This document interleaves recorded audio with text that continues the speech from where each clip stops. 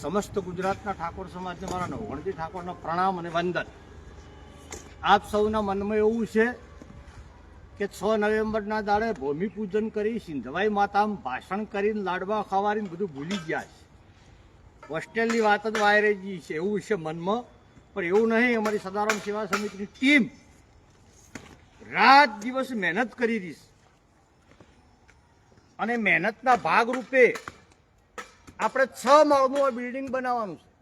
તો 6 માળનું બિલ્ડિંગ બનાવવા માટે જમીનનું ટેસ્ટિંગ કરવું પડે પહેલું, કે આ 100 માળા ભૂમિ ખમી શકશે કે નહીં, કેટલા ફૂટ પાયો ઊંડો લઈ જાવો, કેટલો પોળો કરવો, કેટલો મજબૂત કરવો, કેટલી શિલાહારી જાડી વાપરવી, કેટલી સિમેન્ટ વાપરવો, એની ગુણવત્તા એની તાકાત ચેક કરવા માટે આજે જમીનનો ટેસ્ટિંગ રિપોર્ટ માટે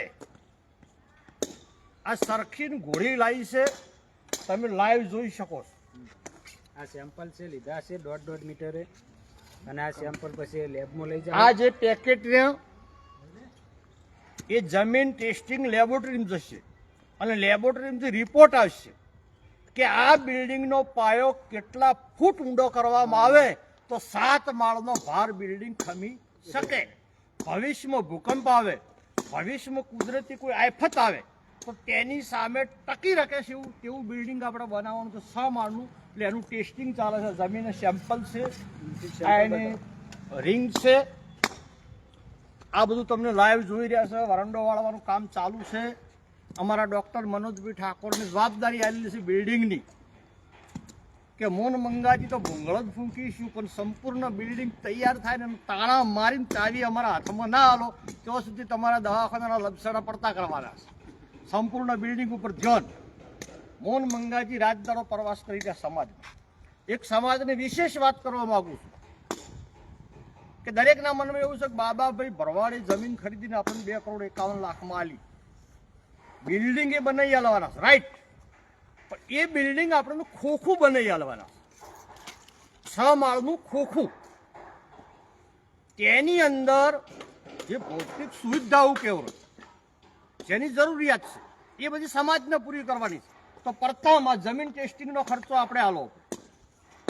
એની અંદર બોર બનાવવાનો છે 15-20 દિવસની અંદર, તો બોર સમાજને બનાવવો પડશે.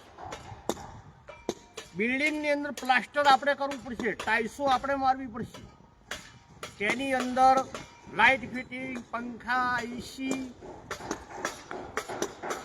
નાવા ધોવાના ચકલા, નળ, પાઇપો જે કોઈ કહેતું હોય ઉપર સોલાર, ઇલેક્ટ્રિક, આવા જે ખર્ચો છે એ સમાજને કરવો પડશે.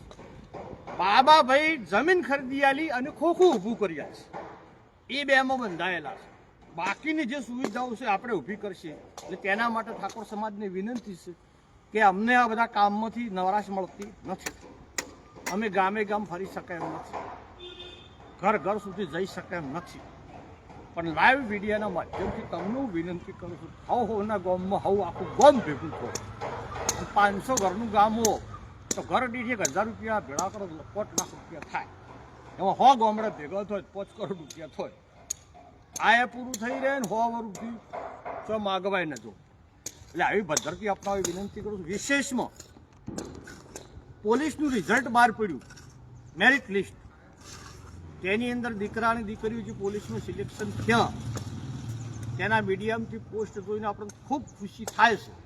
પરંતુ ગુજરાતમાં આપણી જેટલી જનસંખ્યા છે એ જનસંખ્યા મુજબ હજી આપણી નિમણૂકો, આપણા બાળકો સિલેક્ટ થતા નથી.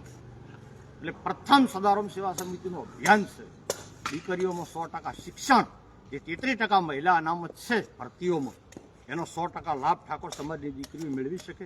વિશેષમાં આજની તારીખમાં 14,500 પોલીસની ભરતી આવી છે. ટેટ, ટાટ, ડોક્ટરી લાઈનમાં નીટ, કોના માટે છોકરીઓનો એટલો બધો ઘસારો થઈ ગયો છે કે સવારથી હોવા સુધી અમે કોઈ જવાબ આપી શકતા. આજની તારીખમાં હાલ હું લાઇબ્રેરી જઈને આવ્યો, ઓફિસ જઈને આવ્યો, 115 દીકરીઓ બંને લાઇબ્રેરી છે. હોસ્ટેલની કેપેસિટી આપણી 51ની હતી તો 60 દીકરીઓ રાખી રહેશે. હમણાં 2 દિવસ પહેલા તમારા મંગાજીને કંટાળો આવ્યો, દીકરીઓ રોવા માંડી, વહુ પાડવા માંડી.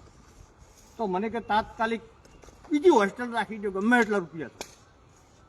એટલે કડવા પાટીદાર સમાજની બીજી પણ હોસ્ટેલ હતી, અમે જોઈ આવ્યા છો. એમના ટ્રસ્ટી મંડળ જોડે પ્રસ્તાવ પણ રજૂ કર્યો છે કે ભાઈ 4 મહિના પૂરતી અમને હોસ્ટેલ આલો, તો આ 4 મહિનાની અંદર જેટલી ભરતીઓ આવે છે એમાં બીજી 100 દીકરીઓ અંદર રહે, અને એમાંથી મારો સદારામ બાપો અને મા ભવાની કરે, અને 100 દીકરીઓમાંથી 25 દીકરીઓ લાગી જાય તો 25 પરિવાર ઠાકોર સમાજના માલદાર થઈ જાય. એટલે આપ સૌને મારી વિનંતી છે, પાટણ આવો તમારા કોઈ પણ કામમાં તો આ સ્થળની મુલાકાત લો, લાઇબ્રેરીની મુલાકાત લો, સદારામ સેવા સમિતિની ઓફિસની મુલાકાત લો, દીકરીઓની હોસ્ટેલની મુલાકાત લો. બધા કામનું નિરીક્ષણ કરો, ગુણ દોષનો નિર્ણય કરો, અને યોગ લાગે તો મદદ. આ એક પ્રાથમિક મારી અપીલ છે. અને વર્તમાન સમયમાં સમાજને જાગૃત થવાની જરૂર છે. આખા ઠાકોર સમાજનું એક જ વિઝન હોવું જોઈએ, હું નથી ભણ્યો પણ મારા દીકરા અને દીકરીને 100% ભણાવીશ. આવો સંકલ્પ સાથે આગળ વધો.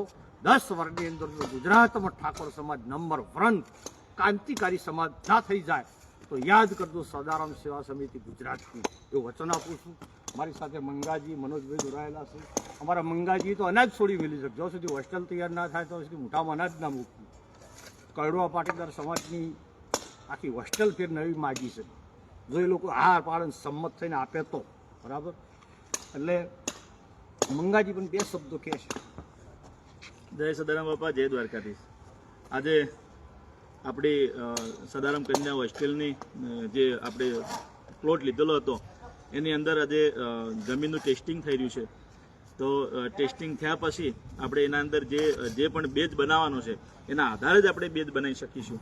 તો અમારા વડીલે ઘણી બધી વાત કરી છે, પણ સમગ્ર સમાજને વિનંતી કરું છું કે આ હોસ્ટેલ ખૂબ જલ્દી તૈયાર થઈ જાય. દીકરીઓનો આપણી લાઇબ્રેરી અને જે ભાડાની હોસ્ટેલ જે ચાલી રહી છે એની અંદર ખૂબ ઘસારો છે.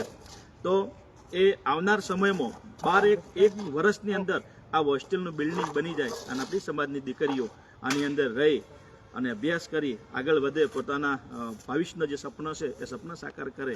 આપ સમાજની વિનંતી કરું છું કે સમગ્ર ગુજરાતમાંથી જે નવગણભાઈએ વાત કરી કે અમારા જોડે ટાઈમ નથી બિલકુલ, તો આપ બધાએ પોતાની સ્વયં શક્તિને ઉજાગર કરી અને આ કન્યા હોસ્ટેલની અંદર જે પણ તમને યોગદાન મળે, વાત કરી કે 500 ઘરનું એક ગામ હોય તો એમાંથી 1,000 રૂપિયા કરો કે 500 રૂપિયા કરો તો 5-10 લાખ રૂપિયા એ ગામમાંથી થાય અને આ સમાજનું બિલ્ડિંગ ખૂબ ભવ્ય બની શકે એવી બધાને વિનંતી કરું છું. જય દ્વારકાધીશ, જય માતાજી. ટેસ્ટિંગ ચાલુ છે, આ ટેસ્ટિંગ છે, આ એના કારીગરો છે. આ બધા દીકરાઓ આપણા લગભગ ઠાકોર સમાજના જ છે. આ હરાજમ ભલે બીજી સમાજની હોય પણ કોમ કરવા વાળા આપણા વાળા છે. એટલે સમાજ આવી હરાજમ ખરીદ તો થઈ જાય. આપણા બુદ્ધિ ખૂબ છે. હરાજમ થયો ગમે એટલા રૂપિયાની 1000 કરોડ ની લાવે પણ એ બેટો આચી કહેતો નથી, અને આંકવા વાળા તો ઠાકોર જ છો. એટલે સમાજની મેં વિનંતી છે કે આ સમાજ બુદ્ધિશાળી, ટેકનિક રીતે ખૂબ હોશિયાર છે, ખૂબ કાબિલ છે, ખાલી નોણ નથી. આ નોણ ભેળા કરવા માટે ભણો ગણો, શિક્ષિત બનો, નોકરી મેળવો, આર્થિક સમૃદ્ધ બનો એવી વિનંતી કરું છું સૌને. જય સદારામ, જય દ્વારકાધીશ, જય રામાધન.